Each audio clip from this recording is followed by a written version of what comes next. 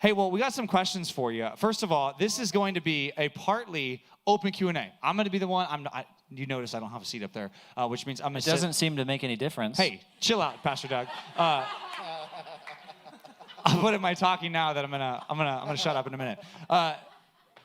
We have some questions that I just want to start you guys off by sharing with. But tonight, we really want to focus on dating, relationships, Q&A, even maybe kids, if you want to ask questions about, they got a lot of kids between the four of them. And this is a great opportunity for you to hear from all the former pastors and pastors' wives of Alliance. I don't know if this is the whole contingent right here of Alliance pastors and pastors' wives. So anyway, first questions that I feel like are appropriate as we're talking about Alliance. What do you miss most about not being in Alliance? Pastor Doug and Kelly, maybe you could start, and then Pastor Mark, you and Bethany could go after that. What do you think?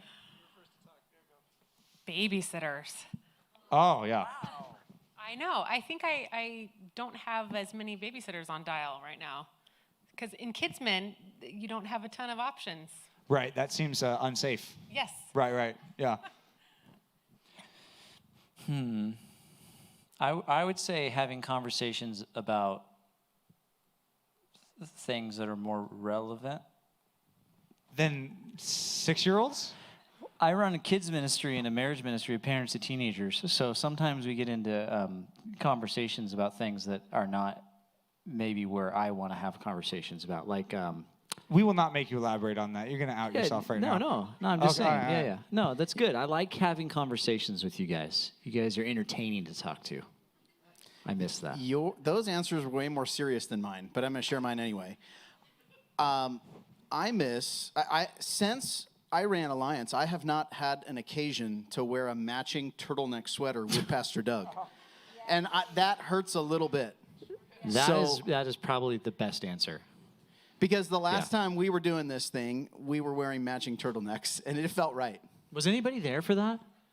Yeah. Everyone who was there left. Yeah. I wonder why. I mean, I don't know why.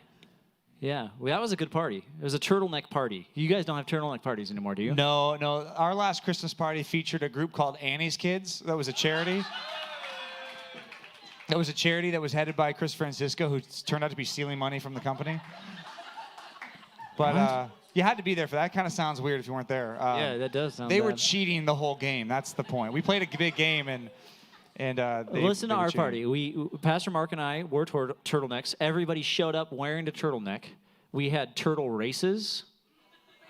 We had pizza because of Teenage Mutant Ninja Turtles. Obviously. I don't remember what else we did. That feels like a stretch. Other things That was on theme. we had a turtle decorating party. Classy. It was awesome. Yeah, okay, wow. That sounds like a crazy party we missed out on. And that's probably why we're not in charge anymore. Oh, maybe. Okay, well, maybe a more relationship-oriented question. I would love to hear both sides, maybe in a short version, of how your romantic relationship started. I've heard crazy stories about Pastor Doug and a bat and a knife that maybe Kelly could tell us about. Maybe I just spoiled it. But She's not allowed to tell the story. I have to tell it. So you want me to tell it? Yes, sir. Short version? Okay. Okay. All right. So I'm working at UCLA Conference Center, and I've been working there for a little bit of time. Kelly comes in with my boss. My boss tries to introduce me to the new employee, and I turn around and I shush them both. I turn around and with my finger, I say, shh. And then I have a knife in my hand, and I'm throwing it into the ceiling because there's a bat on the ceiling, and I'm trying to get the bat down. So my future wife's first impression of me is that I shushed her, and then I tried to stab a bat and spear it to the buildings, which is, in this group I say, if you think it's over, right, there's hope, okay? Look. Because I don't know what could be worse than that, but that's the first time we met. I was the official bat catcher, and I was trying to save the bat. I get him down from the ceiling tile, I capture him, I release him. Pastor Doug, I don't mean to pry. Yeah. But your first impression with your wife was shushing her. Yeah. And then what you just did just now is you shushed her. Yeah. No. And you said you may not speak about how we met. Yeah, so not much has changed. Seems You're like a correct. pattern. She tried to take the microphone too, and I denied her. If you didn't notice wow, that. that's great. Yeah. I was just going to add, I mean, he's a real romantic. He was my trainer to how to set the tables. and how to clean, you know. And I remember one day I was feeling kind of nervous. I had, you know, clean up quickly, and I opened the door, and somebody had written "I hate you" in like the stainless steel cleaner that was draining down the side. And I was like, "Who did this?" And he started laughing somewhere in the kitchen. So there really is hope, you guys. You never know what could happen. I was not a Christian at the time. We did not start dating right away. I became a Christian, then I met her again later, and then we started dating. Just Sounds so we're like clear. it. Yeah, yeah. I wasn't saying I hate no, people. No It's hatred stating in the your steer heart, clear. my Yeah. brother. Yeah. No. All right. Okay. That's good. That's good. That is an eventful story. Kelly's, how did you? I want to hear from Bethany's perspective. We need to let Bethany talk tonight. How much time do I have here? Because there's a really good long story. No, I'm just Give me kidding. the 3 minute. I'll keep it short. Okay. So one day I had broken up with someone who wanted to marry me. And I was like, I'm not going to date anyone. And especially because I was at the master's college, I don't want to marry a pastor and I don't want to marry anyone musical. So I was like praying, I was just going to not date anyone. And then one day Mark Kelly walks into the classroom and I'd already met him somewhere else. And, you know, he was so cute. He was so attractive. I was like, you know, when you get that, like, oh my goodness, look at him. So that's what I did. And we kind of started just looking at each other from across the room in our government class in college. I'm serious, like we were in junior high, like, hey, you know?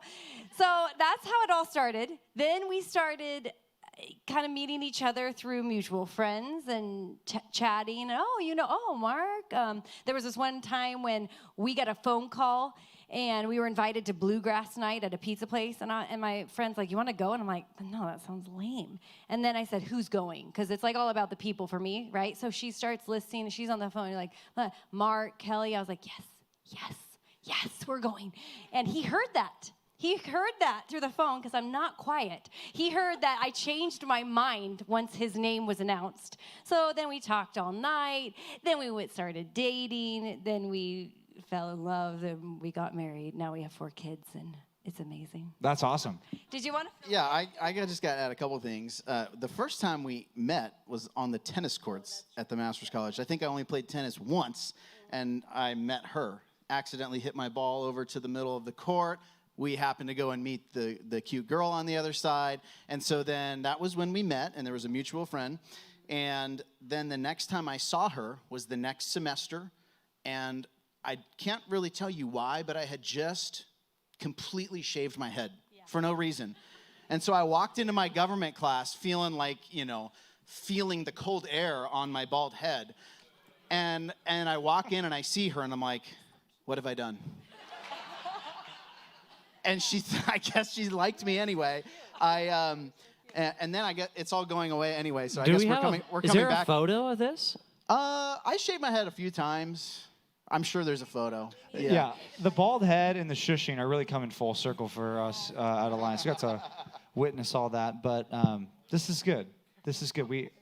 Can I say something that no one knows, really? Yeah. Okay, so the 3 of them went to Masters together at the same time, but they didn't really hang out with each other. But then there was discovered a photograph, okay? This photograph has not been made public. No one really knows about it. This is key information that's coming out to you right now. There is a photograph, and in the photograph, Kelly and Bethany are standing directly next to each other. And it's the only time we really know they're photographed together, but they just happen to be dressed as men in the photo. Yikes. This is real. This is for real. They're dressed as men. Like 20 years ago, though. I'm just saying. 2 Compass Bible Church pastors' wives dressed as men in a photo together. Yeah. This should be like that was Blackmail before Central. it was popular to do that. I know. It was for like dresses like your brother dorm and make fun of the guys thing, right? Yeah, but I just think it's funny. Yeah. Do you have this photo? I have it, yeah. She has it. I've never seen it. You've never seen the photo? I don't think. So the sad thing is I just showed it to Amanda Berner a couple days ago, and she was acting kind of funny, and she was like, I don't know which one's you. To Bethany's credit, she still looked like Bethany, but I morphed into the man that I was dressed like, apparently, and no one could find me. So I'll show it to you. It's great fun. That's great. Great. Wow. Well, we're getting a lot more than we bargained for here at the Alliance Relationship Dating Q&A, but we knew that we would. That's why you're all here tonight. One of the questions that immediately strikes me as we think about, obviously this is a singles young adults group. We got a lot that we do here. We're not a a ministry that's always focused on getting married, although that's an important thing that happens for a lot of people. We're really a ministry that's focused on making disciples and growing in our sanctification. But it is hard for us to find people that are a godly spouse. So for you guys, from your perspective, you've done Alliance before. You have experience seeing a lot of people get married. Pastor Mark and Bethany lead the Thrive Ministry, which is the young married, so the newlyweds. So you've interacted with tons of couples that are newly married, and you guys were part of that game too. What are some pieces of advice in general? We can get to specifics later, but what are some general pieces of advice for you that you would give to this group about finding a godly spouse? Where to do it, how to do it, what would you recommend? You moved your microphone first. Did you have something? I mean, so I'll start by stating an obvious one, but one that needs to be said. And I vividly remember doing this. I was walking from my dorm to one of my classrooms and having a very real and expressive conversation with God. I was praying and communicating. Did I steal your answer? Is exactly. You should pray about it. That's what I'm saying. But it wasn't just, God, please, give me a wife. I think, wrestling with this and thinking through reasons and explaining reasons why to the Lord, and filtering those through my developing theology and why I think it would be a good thing to be married, and communicating that at that time I felt like I was ready to do that. And so it wasn't the only time I prayed about God providing a wife for me, but I had several of these kinds of conversations, and I think that's a really important piece, not only to prepare myself, but also for God to answer that and introduce me to Bethany. Yeah, my answer is very similar as well. I distinctly remember becoming a believer. I didn't date anybody. She was the first person I dated when I became a believer, and I was looking. I was like, I'm gonna find a girl, and it was after the point where I got to the point with God where I said, God, if it's like just you and me and I never get married, that's okay, because I want to follow you, I want to trust you, and I rely on you. And it was like that week that we met again. And I know that's an anecdotal thing, but I feel like in the scheme of the Christian life, to have your priorities straight and to actually care first and foremost about your relationship with Christ, and to not make this thing an idol of dating and marriage and this has to happen, to trust the Lord and then to just rely on his timing. I mean, it just so happened in my experience that it was right then and there. It was there she was. As soon as I really submitted myself to the Lord and said, it doesn't have to happen, God, it's up to you. If you don't want to do it, it's not your will, don't do it. Then it happened. I mean, that's important. Have your priorities straight. I think that's an interesting way to answer that question. But somebody told me once to focus hard on your own walk with the Lord and run hard, and then one day you'll look over and you'll realize that you're running right next to someone.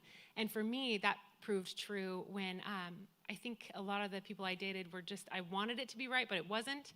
And then finding someone who was actually active in serving the Lord and talking about the Lord, and it just felt like, oh, we're running together, this makes sense.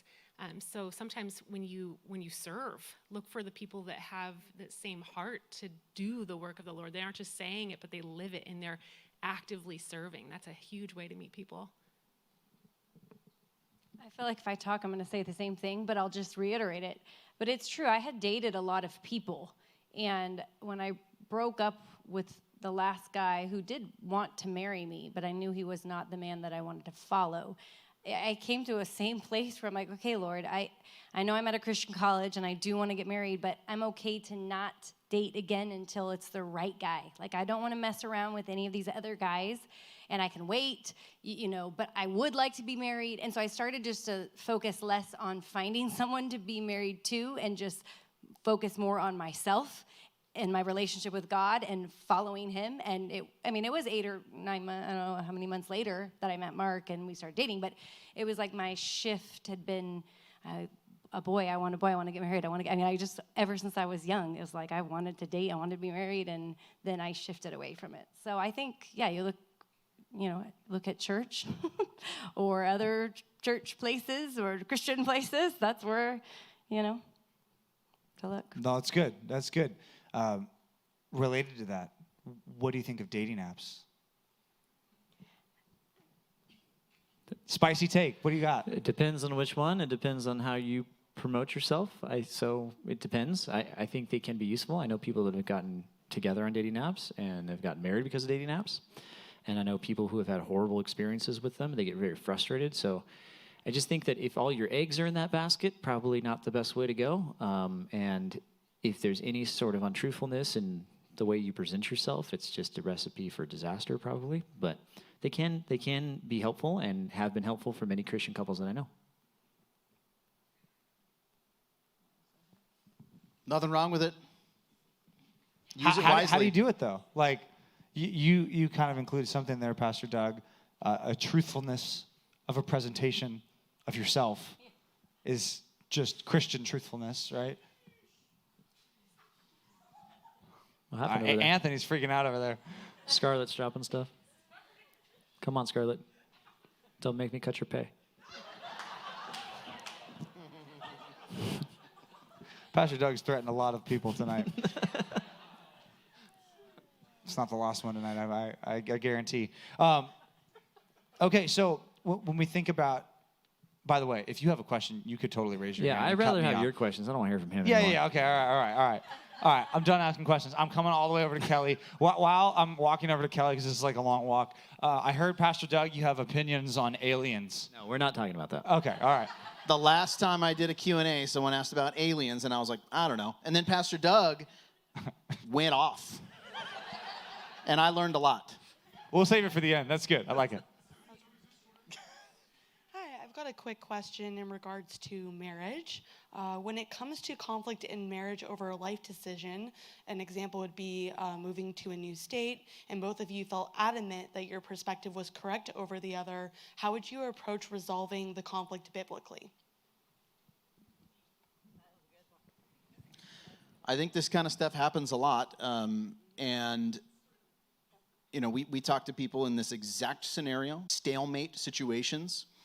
And I think one important thing, and I can just maybe start the answer this way, is you said marriage relationship. I think in any relationship, you need to develop the skill of problem solving, and you need to build a good track record of solving problems, resolving conflicts with one another in the small things, like whatever they may be, so that when you get to the bigger things, you have something to work with, and you've got a track record. You've got some communication skills in place, and you're able to work through it. Because ultimately, that's where I think the answer needs to go. Is you can't just stay locked in your positions. You have to come together and communicate, seek to understand each other, and come to a decision together. How you get there is going to depend, and so I'll let other people answer maybe, and I can circle back.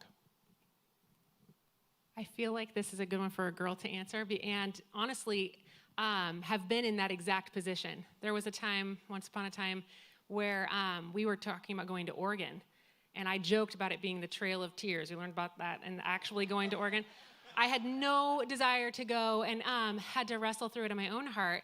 But all I can tell you, ladies, is make sure you date a man who you will follow and that you respect and without a shadow of a doubt loves the Lord, because it's your biblical responsibility to submit to this man. So if there comes a time where he says, we're going to Oregon, your job should be like, okay, you know what? I don't necessarily want to, and this is hard for me, but I will get there. I'm going to follow you. And I can tell you there's freedom in that. I had to get to that point. And then clearly I'm looking at you right now. We did not go to Oregon. Spoiler. But there's something pretty important about being willing to submit to and follow your husband. So a lot of conflict dies when you can look at the situation and ask yourself, what is my biblical responsibility in this moment as a wife? That helps. So a husband is supposed to be a leader, but there's different types of leadership, right? So Pastor Mike can walk into my office as my boss and my leader, and he can tell me something to do. And I just say, okay, I will go do it. But most of the time, that's not what he does. Most of the time, what he does is he comes in and he talks to me and he asks me a question. What do you think about that? And does this work? And I might have a pushback. And he says, think about it, pray about it, let's talk about it. So I think a husband's job in leading their spouse, at least from the husband's perspective, is when you're in a stalemate situation, it's not always the wisest thing to just say, well, because I'm the leader and because my wife's supposed to submit, well, this is the direction that we're going to go. The goal is to try to get onto the same page. And I always feel super anxious in I think a good way when she is opposed to something that I'm thinking is right, because I think she's a godly woman too. So it's important for us as men to have a godly wife. I respect her opinion. So if she says, hey, I think this is wrong, or this is bad, or this won't work out, I'm like, okay, I'm not just going to dismiss that, because I trust you. I married you. I think you're wise. So I take her input into consideration, but I'm also thinking through it. I'm thinking, is she fearful? Is she nervous? What's the reason she doesn't want to go? And I have to provide some sort of direction in that regard. And so I think that's born out of the principle of not being harsh with your wife, right? Lead your wife in a non-harsh way is to try to get her to come along with you, or since you are having to make a decision as a man at some point. But I think ultimately the principle is, let's try to get on the same page. If we can't get on the same page, the wife's job is to submit to the decision of the husband, but the husband's job is to get there in a leadership way that is not harsh and carries her along in a loving and kind way. And it's so amazing when you do marry a man who feels that way. Mark wants to know what I think, and if I disagree, which we have disagreed, he wants to he wants to really understand it. Why do you think that? What's your concern? So we'll just continuously come back to it. There have been discussions we'll talk about something for months, because if we're on different sides, we're trying to really understand each other. We're trying to come to a decision together, united, and that takes a lot of discussions, praying, T-charts. We do physical T-charts of pros and cons on both decisions. Regularly throughout our marriage, because we're looking at the black and white, we're praying, we're looking at the Bible together. It's an amazing thing when you marry a man who loves the Lord and loves you. And so he wants to follow God, and you trust him in that, and you know he's not going to do it perfectly, but you're with him, and then he loves me. And so he wants to please me. He wants to listen to me. He wants to hear what I have to say. And so if you have that set up, it's an amazing thing when you disagree, because it's going to happen. And I've learned to really appreciate our disagreements and the fact that we do disagree, because what that means is they're not always fun, but I like the idea. I like the idea that we don't see things exactly the same way. We have different perspectives. We have different opinions. We have different things that we like and dislike. And so when we got married, I went from having one brain to now having two brains. From having two sets of eyes where I can look at things to now having four sets of eyes and see things from a different perspective. And so when we disagree like this, I'm able to kind of get some inside information from a different angle and factor that in to the decision in a way that I couldn't before. And so it's a really helpful thing. And I think I agree with the things that you guys said as well. I think that was well said. Sorry, I'm hiding here in the back. Nick's got a question. Nick has a very important marriage question. Nick, how long have you been married? 21 years. That's amazing. Just to follow up on Kelly's question in regards to submission when you're married, is there a distinction as to what that submission looks like at all when you're dating? Yes. As you're developing that respect for the man and preference for the woman, can you elaborate on anything on, if you're thinking about big life decisions that will impact the future when you might be married, how do you work that out? What does that submission look like? I said yes 3 times. Yeah, I think this is very important. I think it's very, very important. You biblically are called to submit to your husband. You're not called to submit to your boyfriend or to your fiance. You're called to submit to your husband. Now, I understand that you can maybe try to make an argument that things change during an engagement period, but the covenant of marriage and the commitment of that covenant have not yet taken place until you are married. And in biblical times with betrothal, things were slightly different. Covenants started and they kind of concluded. But I think there needs to be a distinction first and foremost in your mind between those two times. So what I typically like to say is you are supposed to be under the authority or leadership of your father. If you're out of your father, there needs to be a biblical leadership in your church that you're submissive to as a woman, even though you can be a very independent person and live your own life and do your own things. That's the biblical model that's giving to us, and then that gets transferred over to your husband. That's the model of the way it's supposed to go.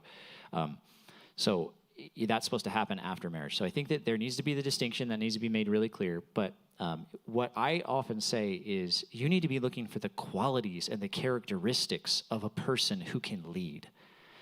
That person, I think a lot of guys want to step up, make decisions, do all this stuff. And I'm like, look for someone who can make decisions that aren't drastic and big and monumental. They don't need to be directing your entire life. But you need to be in agreement with them before you get married. So, you know, if your husband says he wants to go be a missionary in the jungles of the Congo, you know, that's his call. You're going to have to submit to him. So now's the time to make the decision whether or not you trust him and you agree with him and you're willing to follow him. I'm not saying this really, really well. You want to help me? I do. Okay. Two Not brains. help per Two brains se. better than one. Two brains. I've always just thought, like, I always wanted to marry a man who would be a good father, but I wasn't planning on having a child just to make sure he'd be a good father before I married him. There are some things you can't expect before you're married in a way that's reasonable. Like exactly what you're saying, just look for the characteristics of someone who is able to lead instead of actually doing that. Does that help? Doesn't help, but there you go. So I agree that positionally, you're not formally under the headship of your husband until you form the covenant of marriage. You make vows to one another in the presence of God and many witnesses. There's a transfer of authority. The dad walks his daughter down to the front of the aisle, passes her to her new leader. There's a very symbolic transfer that takes place. 100% in agreement that that's when the husband officially starts to lead. That being said, I think it's important that your dating relationship is reflective of the roles that you're formally taking on when you get married. So if your roles are flip-flopped, where the boyfriend is not leading and the girlfriend is leading, or any kind of nuance of that, then your dating relationship is flip-flopped. It's not going to magically change when you get married. You've got to adjust that structure in your dating relationship to make it reflective of the way it needs to look when you do get married. Yeah, and then it ratchets up in degree as you go on in your relationship. I think that's part of what I'm trying to say. It's like people sometimes just kind of want to jump right into this. And it's like, okay, we're dating now. He's a godly person, so I'm going to do whatever he says. I'm like, hey, whoa, what are you talking about? Like, let's be careful a little bit, but let's start to go down that road. But let's ratchet that up as time goes on, and then you make that transfer when you get married. So there needs to be some distinction. That's good. It's helpful. Helpful, too, because, there's a lot of decisions that, you guys have to make together, especially when you're dating and engaged. There's a lot of life decisions and apartment decisions and job decisions that have to be made. So, no, that's really helpful. That bought me enough time to get all the way over to the other side of the room. All right, here you go. Thank you for walking. When you're single, do you have any recommendations to focus on your career to financially be in a good place? When you're married, everything's set up. Would you recommend to spend closer to 50 hours working, or to make things sure there's financial availability for that season? I'll just answer first because, I'll let you answer better, but I'll start off. We got married when we were in college and had not a lot of money at all.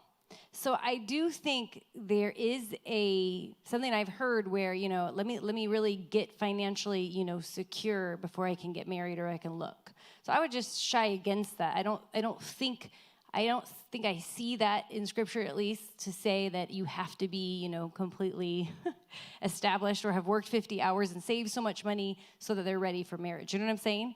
But if you have the time to work extra and save more, then that's great, as long as that's balanced with other things in your life. So I don't know. I've heard people say, I'm not ready to be married. I'm not really looking because I have to get as far as this in my job or have this much money before I really start looking. And we had like no money, and we're still married. I mean, he was a junior in college, and I was in my student teaching year, and we had to pay for our school, and we had, loans. I mean, we started off not like so financially successful, but we are now, or whatever God has provided as we've been faithful. So we're not financially successful. We're really rich, okay? We're just...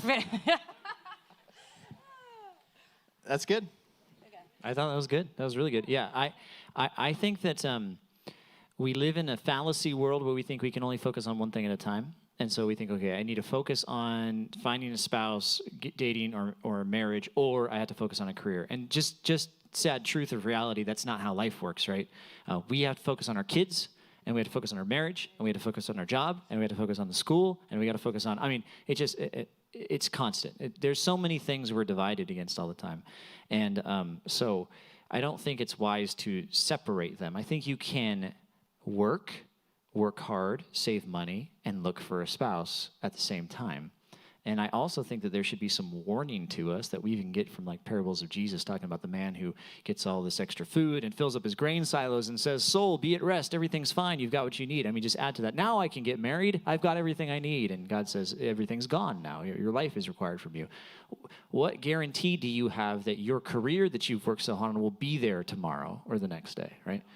You don't have any assurance of that. You don't know if your bank account is going to get drained. You don't know if the stock market's going to crash. You don't know any of that. You live under the fallacy that you're in control when the reality is God's in control. So the thing that's more important is to be a hard worker and to be someone who understands the responsibility of taking care of your family.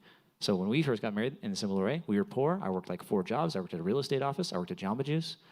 I worked at the church, and I worked, I don't even know, a coffee shop or something. I don't know. A restaurant is where I worked. I worked 4 different places.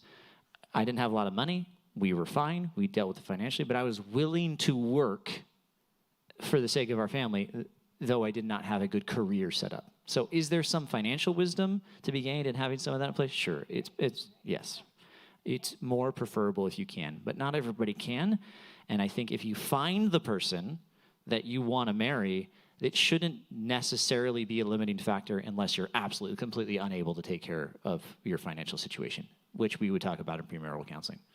Right. I would just add to that, if the reason why you're in financial problems is because you're irresponsible and because you're not a hard worker, then perhaps that is just a sign. It might not be the totality of why you shouldn't get married, but that might be a symptom to the real problem of why you can't get married. Maybe that's because you're not working hard, or because, something, is a you problem. There's a lot of reasons we can be in financial problems that aren't a you problem, right? Stock market, right? Stuff going wrong at work. It's not always a you problem. So, yeah, that's great. All right, more questions. Yes, right here. So in Scripture, there's kind of the perfect wife in Proverbs 31. Is there like a way for men, like what would be an example in Scripture of like a biblical husband? So there's no Proverbs 32, like a perfect husband is this. So where can we look in the Scripture in terms of examples or just passages? Mark Kelly. Oh, wait, that's not in the Scripture. Jesus?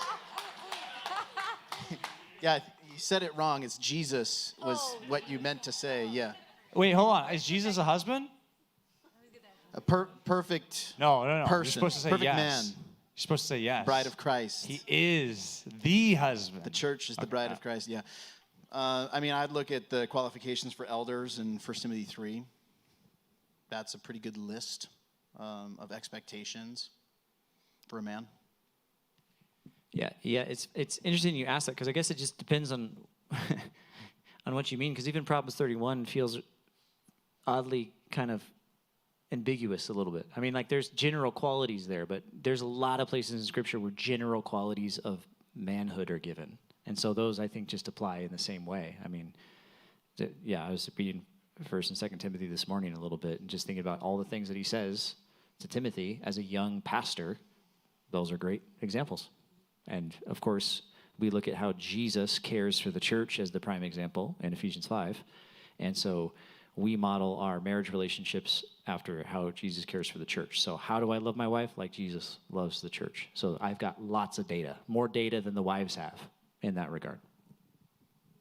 And this might just be a me thing, I don't know, but I think if you take the book of Proverbs apart from 31, the whole book is a wise man does this, a wise man does that, a wise man does this. There's arguably probably more verses all throughout Proverbs about what a godly man looks like than there even is in Proverbs 31. That would be an interesting thing just to read through. Or even I think it's Proverbs 6 alone, just talking about purity, just talking about, there's all kinds of things, but Proverbs alone. Yeah, that's great. Also, if you know how they're set up for the Hebrew Bible, the story that follows Proverbs 31 is the book of Ruth. And the idea is, the reason they put those books together was they thought Ruth was a good description or a good lived out parable of the Proverbs 31 woman. And, we don't have all the same qualities in Ruth, but anyway, if you want a narrative on Proverbs 31, the book of Ruth is a good one. So, all right, questions. I know there's more questions. I'm going to have to ask these leaders. Roy probably has a bunch of questions. Where is Roy? Is he here? Oh, he's there. Oh, you're just hiding. Questions. Yes, Chris Francisco, he's got questions. All right. Yes. Oh, were you raising your hand? Oh, Anthony. Sorry, I felt like all right. no one else had a question. I thought I'd ask a question. All right, Chris is a real question, so your sympathy question can come later. Shut down. So Anthony wanted me to ask. No. When it comes to dating, what would be some good guidelines, boundaries that you would advise going into that? I know that the way this culture is, we have what the culture says to us, and then, that can seep into the lives of Christians. But if we want to honor God, what would be some wise biblical boundaries that you could advise? Physically?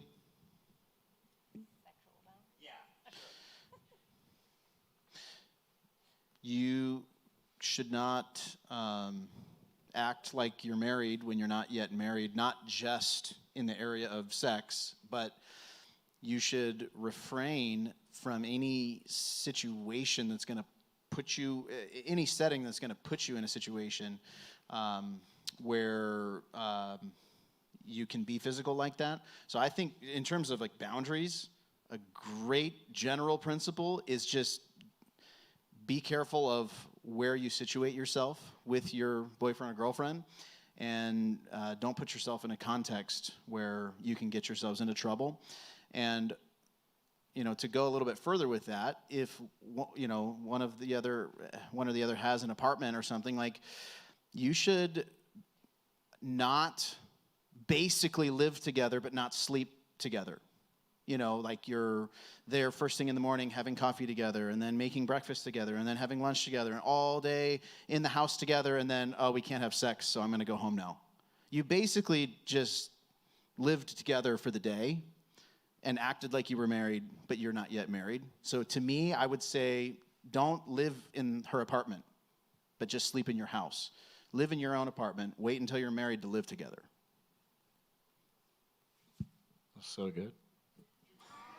We dated at my grandparents' house. We would go. That's silly, but I know it's not. But okay, it was a protection thing, because when you want to do things, there's a draw when you love someone and you want to get married to them. There's a physical draw that is temptation, right? So we would often, my grandparents lived close by, so we'd be like, hey, can we watch a movie at your house instead of our place? Because you were watching a movie, they're in a different room, whatever, but there's someone kind of watching us, kind of helping us. It's not like we would go out on dates and whatever, and we would walk, but we would try to keep ourselves in public areas where other people are around, because as soon as you go to a private location, it's just tempting to cross a line. And then once you cross the line, you want to cross that line again next time, and you want to go further. And so how often we've seen that, where the line gets crossed and, we shouldn't do that, whatever. You talked to a couple, and then, we got together. We were alone again. Well, guess what? We went all the way up to that same line we just crossed, and now we're pushing that line. So, like dating the grandparents' house doesn't sound really fun, but it was wisdom for us to say, you know what? We're going to have we've had a lot of years to be together. So we didn't need to be together like that before. I think people like general, but it's hard to be general and to make this because everybody has different temptations to sin in this area. If you're prone to sinning sexually or taking or crossing the line, then you better be like hardcore, right? If you've got a past, which I had a past before I was a believer that was there, and I was present of it, and I was aware, and so I set some way more strict boundaries than I would apply to anybody else. Like I refused to kiss her for 6 months, and it was not because I was holy; it was because I was terrified of myself and my sin propensity. So it's like, it just depends. It just depends on the situation. Some people are just stronger in that regard. They don't have a past. They've not gone there. And so you're able to spend more time together and be in a car together without doing things that are inappropriate. And if you ever get to that line, I think the general principle is do not sin before the Lord in this regard. Don't start your marriage off in sin. And so the boundary is don't sin. I mean, just don't sin. And if you start to get close to the line, then get away from the line, run away from the line, and reset or go get married. Just to add to that, Doug's my first and only kiss, and I was 22. I was a senior in college. So his 6-month rule didn't make a ton of sense to me, and I remember being annoyed by it. But looking back, I'm so grateful for that. And what I would say is, for someone who hasn't gone there or doesn't have a past, like I didn't, don't think that you're going to have it easier or it's going to be better when you start dating, because I can truly say, like, the sin in my own heart was way more intense than I thought it would be. Temptation hit me way harder than I thought it would, because I thought I wouldn't struggle because I never had before. So all that just to say, don't think too highly of yourself or your self-control. Know for sure that your heart is sinful and you have to safeguard it, and you've got to be serious about your sin. Like, I would say, don't be alone. There's really no reason for you to put yourself in a situation where you're going to sin against God. You're never going to stand before God one day and be like, yeah, but it's okay. Or everyone else I knew is, it's just fine. We ended up getting married, so it was fine. It's not fine. If God hates sin, you should too. So don't give yourself slack or make excuses for yourself. Just cut the sin off. Be brutal about it. And I promise you will be grateful when you did. And I hear all the time that, people get married, they mess up and it's fine. It works out. And it happens to everyone. And I can tell you, it didn't happen to me. And I am very grateful to God that he protected and preserved. And there is something beautiful about entering into a marriage with no regrets. I'm not saying that it always happens like that, but if it does, in my experience, it's been a real kindness. And I would encourage you to fight sin so that you can have that too. Yeah, just to maybe add on what Pastor Doug said, it was something he said that I don't know if you caught, but he talked about how you don't want to start your marriage with some kind of shame. If you're at the single position, it feels like marriage is the finish line that you just got to get to. And even if I'm at like 50% health, man, at least we got there. At least we didn't do everything. Like, if you start viewing marriage as the starting line, not the finishing line, and you view like your first years or the first couple years of marriage, what you did when you were engaged has a huge ripple effect. I mean, problems that start when even before you're dating, they can make huge impacts. And it's not just, we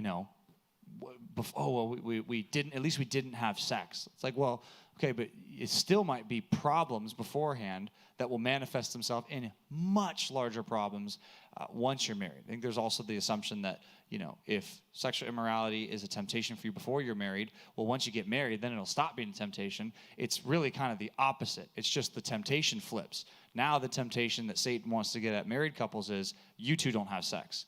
But the temptation now is, oh, you person who's married, now you want to have sex with everybody, right? That's Satan's scheme. His scheme for engaged people is you guys should just cross physical barriers because it doesn't matter. You're going to be married anyway. His temptation for, people who are dating around is go as far as you want with whoever you want because it doesn't matter because you're not going to know them anyway.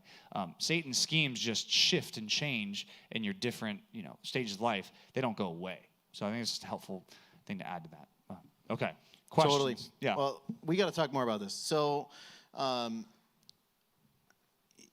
it's difficult because as a husband and wife, you are supposed to, and I think God's design here is that you're going to be better together as a team, as a family unit than each of you was by yourself as a single. And so God brings you together. God looks at Adam and he says, I'm going to make a helper suitable for you. And he gives Eve to Adam, and this fills him out. It completes him and makes him a package deal, a team. And arguably, they're better together. And the husband is called to love his wife as Christ loved the church and laid himself down for her, and that he might present her as holy and without blemish. And so part of the husband's help to his wife is to help her spiritually and to help her grow, and not just spiritually, but in a number of ways to help and support and lead his wife. And so anyway, the goal of the relationship is to come together as a team and be better as a result. But what happens is when you come together and you allow this area of temptation to form a weakness in your relationship, you're actually worse together. You're actually reversing the goal, the purpose, and you're leading each other into temptation and making each other less holy by your relationship together. So that's a huge problem. And I just wanted to add that your grandparents were very cool, okay? So the dates at your grandparents' house, those were cool. But honestly, her grandparents, they ended up being a lot more than just hosts to some of our dates. Yes, that was a nice and kind of safe place for us to date each other, but it was also a place for us to observe a 50-year marriage of a couple who was madly in love with each other. They loved each other so well for their lives, and we looked at them often and we thought, we want a marriage like that. I want that. Whatever they have, I want that. They loved the Lord. They walked with the Lord for their lives. They teamed up as husband and wife. They hosted people in their home all the time. They cared for people. They were, he would write her little notes and be romantic with her. And man, they were just such a good example to us. So we put ourselves around them as part of our dates. And that was like a double whammy, right? It was like a safe place with the ideal picture of what we want our relationship to look like right in front of us. It's awesome. Yeah. Anthony, do you have a question? Yeah. All right. I just didn't want to pry, but yeah, all right. Okay, the reason I wasn't asking a question, normally I would have tried to, is because I thought maybe other people had questions and I talk way too much to begin with. So, just practical advice. My name is Anthony, by the way. So, nice to meet you guys. Nice to meet you guys. So, yeah, and I'm surprised no one's asked this yet, but, asking for a friend, but practical advice.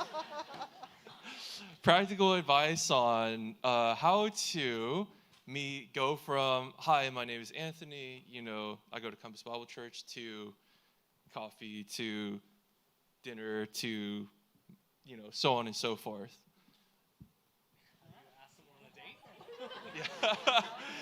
No, because, there's a lot of really godly singles that I can think of here that I'm surprised, and they would make great spouses, but, maybe it's no one has, have really shown them that, or, where a lot of people might be in a space of, I work all the time, I don't have time for dating, I might be a bit of a workaholic, and so, not talking about me, by the way, so, so there's that situation too, where, a lot of us don't have that sort of role model in our lives, but yeah, anything you guys would like to say about that? I kind of want you to keep asking the question because I'm enjoying it. I've enjoyed this as well. I'm entertained.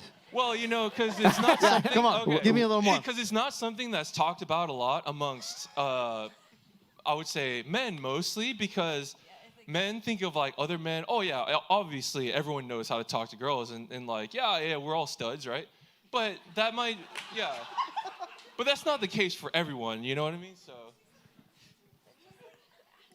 You guys know Just like, something okay, about that. the girls out there want to be asked. Now, girls, I mean, just you don't have to marry the guy who says, "Hey, you want to go grab coffee sometime?" And like, oh my goodness, I have to make my big decision right now. So it's like, men, just be a. Oh, I was gonna say be a man, but no, I think you just have to go introduce yourself, and as you're talking, if there's something that you like, you're like, oh, hey, I'm gonna talk to her again, and then just come talk to her again. And if there's a man, I mean, I distinctly remember Mark being around me. I'm like, oh, and then he's talking again, and then he's talking again, and then, hey, you want to grab lunch at the caf because we were in college? It's like, sure, and that's easy. And then, hey, do you want to hang out some more? Oh, we're gonna go here. I mean, it just built. And I don't know, I think there's girls waiting for someone to just say, just to ask the question, just to try. So go, just try, just say, hey, you want to hang out?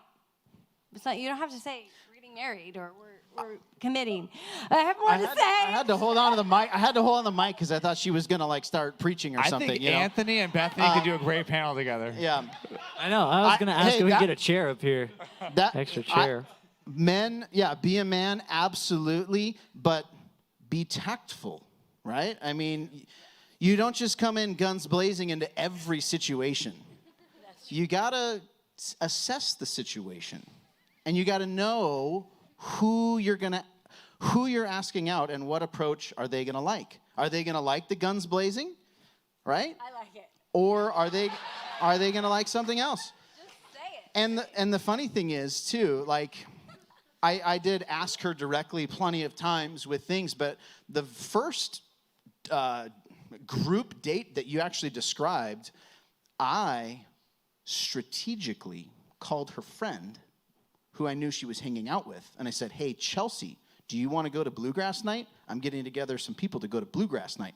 I don't even like bluegrass that much, but there's this place where I could get a group of people together, and I could get Bethany in amongst those people. And so I called Chelsea, hey, Chelsea, you want to go to Bluegrass Night? And that's when I heard Bethany go, no. This is me now telling the other side of the story, circling all the way back. Bethany's like, I don't want to go to Bluegrass Night. What are you talking about? And then I heard her say, well, who's going? And then when she listed my name, I heard Bethany say, okay, I'll go. And so I knew she wanted to go because I was going to be there. And so anyway, I put myself in a spot where we were going to talk and we were going to be around each other. And that was just one of the chess pieces that were all being moved around to set things up. Okay, I've got a statement. Or no, it's really a question. How do you do that and not be creepy? Because I think that's really the ladies, as much as, they'd say, I shouldn't speak for you, but, forthright and tactful, what's the difference? Bethany and Kelly, what's the difference between Wait, let me try creepy? real quick. Okay, all right. She's got something to say to the girls. I know she does. She wants the microphone. Okay, so first things first for the guys here. Girls like confident guys, but guys need to be okay with being rejected and moving on. That's just simply how it should go. So girls don't like timid guys. Girls don't like every guy, but girls don't like, you need to be confident, but if the girl's like, I don't like you, then you're done. Just move on.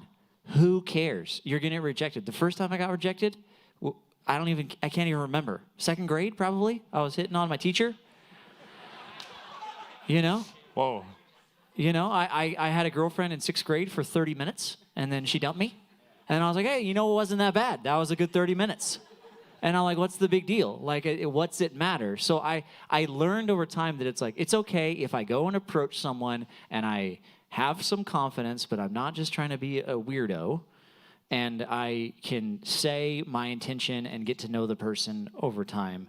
But at the same time, I think what guys struggle with is they are fearful of being rejected.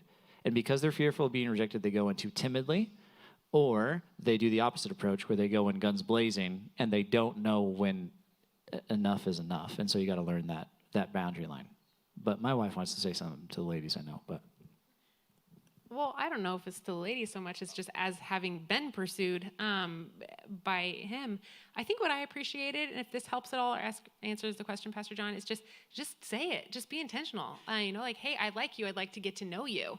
Instead of just kind of weirdly hovering in every situation, or it's like that worship song, I wake up in the morning and you are there, you are there. Like, you don't be the weird, creepy guy.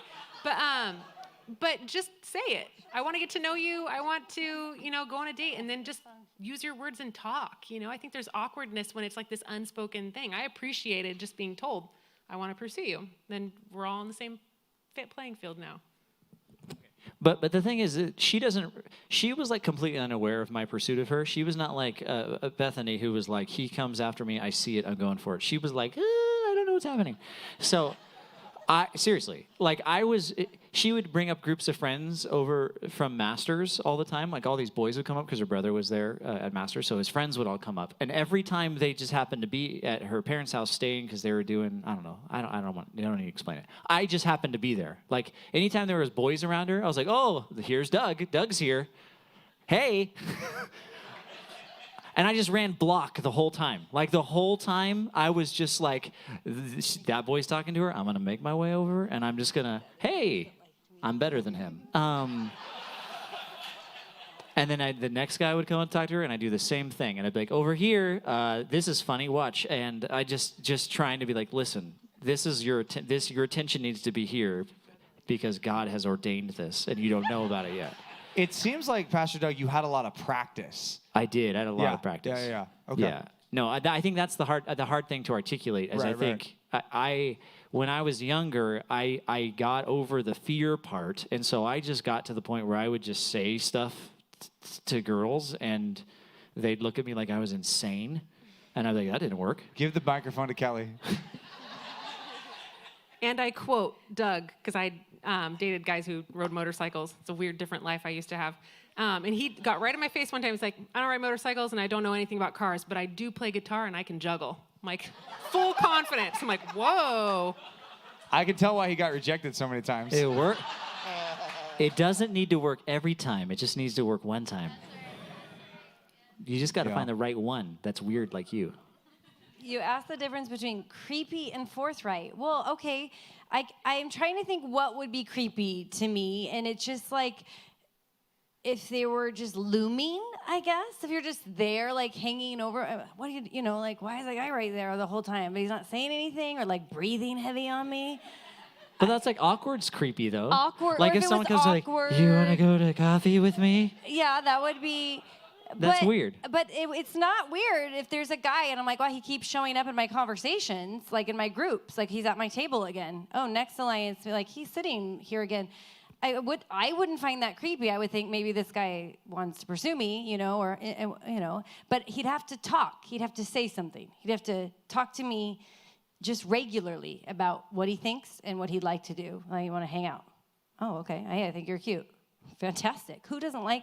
I don't think that's creepy if the guy who said, hey, I thought you're cute, So I guess maybe I don't think people are that creepy. If they like me, how is that creepy? I don't know. I want Kelly to answer a question. How many boys did you date before we dated? Because I remember what I said. I dated no one until her after I became a believer. Okay? How many boys did you date? I don't keep count per se, but it was a lot. But like I said, first and only kiss was him. I was very careful when I dated, but I did date a lot. But you went on dates with people that you went. Oh yeah, I see what you're saying. Okay, I mean this wholeheartedly. If somebody were to ask me out and if they were a believer, I would say yes. I'd give them a chance. 100%. I dated a super wide, random mix of people because I figured I didn't know them until I went to coffee. And sometimes you can go on one coffee date and be like, yep, that is never going to happen again. And you just don't know. I just feel like there's some girls that have their expectations so high that they are waiting for the Apostle Paul to come back. And, and if some guy that's worked up the courage to say, hey, you want to go to Starbucks? Just say yes. Go to Starbucks and talk to the guy. Drink your macchiato and see what happens. You might be surprised. I don't know. That's awesome. No, seriously, that's awesome. Although the Apostle Paul would never want to marry you. So not true. you or anybody. He says he doesn't want to marry anybody, right? So we just studied 1 Corinthians 7, so it's like he was not going to do it. Phew. But I think one of the keys is something that Pastor Doug said, move on. How do you not be creepy? If there is a rejection, if there is a pushback, if there is a let's not do this again, to move on. I think that's part of it. So I'm glad Anthony's friend now has a lot of good things to say. He took notes on all that. That's a key though in dating. Like when you find someone, you're like, I'm attracted to that person. I want to ask that person. The temptation is in your head. You start to build the relationship. Like you're like, we're gonna go on a date and we're gonna get married and we're gonna have 2 kids and I'm gonna buy a blue truck and we're gonna have a house in Aliso Viejo. No, you just need to go talk to her. And if she says, I don't like you, get away from me, you're ugly, then you move on. But our temptation is to go too far in our head. And so then we're scared. What if it doesn't work out the way that I want to? You're playing it over and over again. Just be yourself. If that person doesn't like who you are as you're yourself, then you probably don't want to be with that person. I just think that's fairly simple. Yeah, that's awesome. I was going to add just one small thing about something that you said. You said something about how we're so busy, we don't have enough time. I truly think you have more time now than you will have ever. These two are nodding. These two married are it's like you may think, and I remember thinking before I was married and I was busy, and I was busy, but life gets just busier as you gain another person, and then if you have little people or whatever, I mean, it gets busier. You have less time. So I think if you're working and you're busy, I'm sure you're busy, but you do have more time now than you think. So use it to date someone or go meet people. So that's great. Okay, let's do one more question. Hi, I'm Jared. I'm new here. Guys, also, if you think it's creepy, it probably is. My question is, like, if you have a past personally, like sexually, and it's before you get married, like, how do you get through that with a potential partner? So I did, and out of respect for her, it was on, I don't know, first date, second date, something. I just declared, like, I'm just saying, hey, just so you know, I'm interested in you. I want to date you. I wasn't a Christian before, and I have messed up. I didn't need to get into the details at that point, but I just said, hey, this is where I'm at. Because I recognize that there's consequences to my sin even before I was a believer. And one of those consequences potentially for me is that a godly, pure woman might say that's a non-negotiable. And I think out of respect for her, I have to give her that out. She can take that out, and she should take that out before we've dated for 2 months. I don't want her to feel like she's emotionally attached to me and committed to me in any sort of way before she knows that information. So it was early, and I said, I have done this, and I've done this. I didn't have to give all the explicit details. I gave that to her when she asked for that when we were later down in our relationship process. But I thought, that's how I have to deal with this. And if she looked at me and said, I can't date you, I don't trust you, I don't know how we could do this, that's okay. That's a consequence of my sin. I understand that. I'll move on to someone else. That's how I dealt with it. 100% agree. And you just have to be honest, forthright, and if you can't be honest with someone that you're interested in marrying, this is a big problem, right? And I think what you'll find is that you can have a fantastic conversation with that person because if they love you as well, they can express forgiveness and grace, and not just for this particular issue, but for any number of issues. I mean, you just have to recognize that you're entering into a relationship with a sinful person, and there's a lot of history of sin that you bring into the relationship. And there's a lot of grace that you've got to extend to your future spouse, not just when you're getting to know each other, but every subsequent day. And so you have to get good at forgiving each other and at showing each other grace. If you're going to have a long-term relationship, that's a key component, is we know how to forgive each other. That's great. Well, one thing I wanted to mention about those two over on your right is they actually have a podcast all about marriage. It's called Thriving Marriage Podcast. And if you're interested in looking that up, you can find it everywhere you find podcasts, correct? Probably. The Thriving Married Podcast. That's right. Yeah. I don't know. Pocket Cast, Apple Podcasts, is it on Spotify? Yeah, it is. Spotify. That's great. How many episodes have you guys made of that? Do you know? Like 115. Wow. Yeah.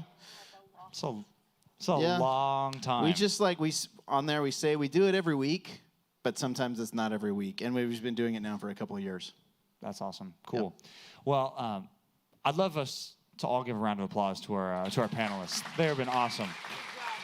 And before they get up and go, Pastor Mark, can you close us out in a word of prayer tonight, and then we'll be dismissed. Yeah. God, we love you, and we're so thankful for the Bible that gives us direction with these things that we've discussed here. We just know that the five of us on these microphones are sharing these answers based on our understanding of your word, and we've committed ourselves to studying it and learning from it and living by this book every day of our lives. And so, God, we're thankful for the Bible that gives us direction.